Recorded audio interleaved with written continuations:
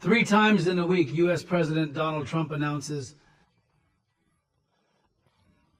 Egypt and Jordan will agree to transfer the people of Gaza outside Gaza to Egypt, and Jordan under the pretext, of course, for its market trump, that Gaza needs reconstruction and that we will rebuild it for them, and then they will return again, of course, if the Palestinians leave. Neither Israel nor America nor anyone else can agree to their return. The Palestinian issue will be lost, because today the Palestinian people are on their land demanding a state, and they were not able to achieve this demand. What if they were outside their land and would demand the land and the state? Then what would the situation be like? This means, of course, that there is no doubt that all American presidents work for good, for the benefit of Israel and tilt. On Israel's side, albeit sometimes they stand against Israeli practices such as settlement expansion and oppression of the Palestinian people, and delaying weapons, just like Biden did. For Israel, of course, the bombs that Biden stopped are stupid bombs, meaning they are almost random and not accurate. In addition to sanctions imposed by some countries against settlements, what is made inside these settlements? Trump is more loyal and less diplomatic than Biden.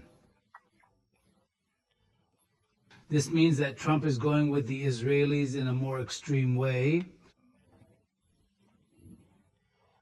in a more inclined manner, without the slightest impartiality, and in a non-diplomatic manner, and his decisions and directions clash with international covenants, charters, and laws.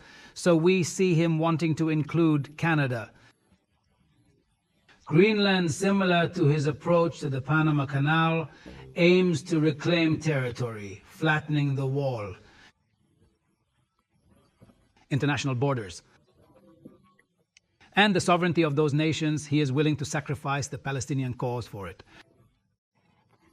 As we said, the Palestinian issue, of course, pushes the Arab countries to a two-state solution, and the two-state solution is a solution. He believes that a state of Israel and a fully sovereign state of Palestine should be established, based, of course, in Gaza. The West Bank and East Jerusalem, and Jerusalem will be equally divided between Israel and Palestine, West Jerusalem. I'm for Israel and East Jerusalem for Palestine. This principle is supported by all Arab countries, according to the initiative presented a year ago, with the Arab nations stating that if the two-state solution is achieved, they will be in favor. It means that rights were given to the Palestinians, so we have no objection to normalization or peace treaties, stopping hostility to Israel, and normalization with Israel.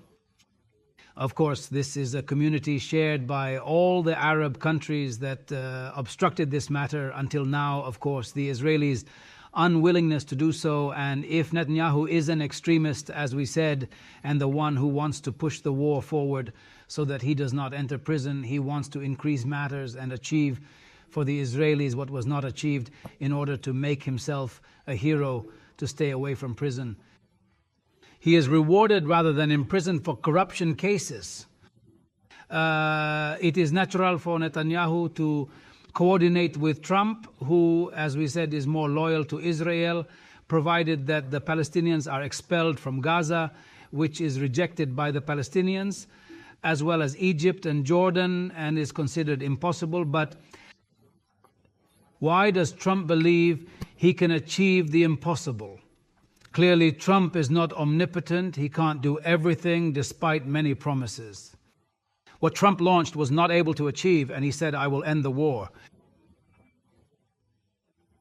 Russia and Ukraine, in the first 24 hours or within an hour, if he assumes power, and he has not yet sat down with the Russians, and the Russians did not show any flexibility and asked to negotiate with him and sit with him first and give them value and consideration. Then they can see the topic of negotiations on ending the war and how the war will be ended. Therefore, not everything Trump wants can achieve. He also mentioned that it will become the largest wave of deportations in the history of the United States, and we see every 2 days a military plane boarding 80, 120 people to Guatemala, Mexico, some countries, or Colombia. It is also a modest and hesitant attempt to fulfill his promise. The one who mentioned that it will be huge, but so far it is very limited and timid. The other thing that hinders the establishment of two states is Israel's expansion through settlement. Israel is an expansion base that expands through settlement and a base that takes land. Palestine was recognized by the United Nations a year ago. That it is a base Palestinian land from which settlements are taken, roads are provided for the settlements, and another settlement is intertwined to build another settlement, and the first settlement is intertwined with the second, and the second with the third, and so on, until Palestine has become a perforated map. With those settlements, as we mentioned, creating settlements, illegal from the point of view of many countries, so many countries prevented the export of anything produced in these, or the import, of any exports produced from these settlements, and imposed international sanctions on them. And the United States also sometimes imposed sanctions on Israel because of its settlement expansion. Of course, this is something that is denounced by all countries of the world, which is the Israeli settlement expansion. Today, there's an attempt to swallow Gaza whole, and of course, this attempt is led by Trump. Can he achieve it or not? Of course, it is almost impossible, as we said, because the Palestinians do not want it and Egypt and Jordan strongly reject it. But Trump confirms that they will do so in his response to some journalists' questions who told him that they refused. Egypt and Jordan, those are the steps said, I assure you that they will do it because they need other things from us. I am still similar. I am sure that that will not happen. But why is Trump betting on it? Why does Trump confirm 3 times in a week that he will do this? Is there something we don't know? Is there an unclear agreement? Security. This means for several political reasons and for several considerations, neither Jordan nor Egypt can host the Palestinian people. Rather, the Palestinian people will refuse. How will they leave even if Egypt and Jordan agree? If we take into account that there are people who don't have homes who will try to start a new life, what opportunities will they get abroad? It is almost non-existent. There was talk about the deal of the century. It was talked about, of course, they tried to. They get a piece of Sinai from the days of Hosni Mubarak. Hosni Mubarak strongly refused. News was circulated that negotiations had been made with the late former President Mohammed Morsi.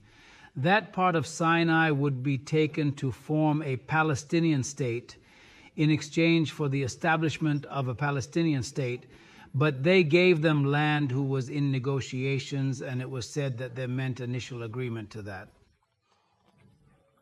Now, it's nearly impossible. Why is Trump betting? What is Trump hiding? Why would Trump bet on the impossible? Is he going to get something partial?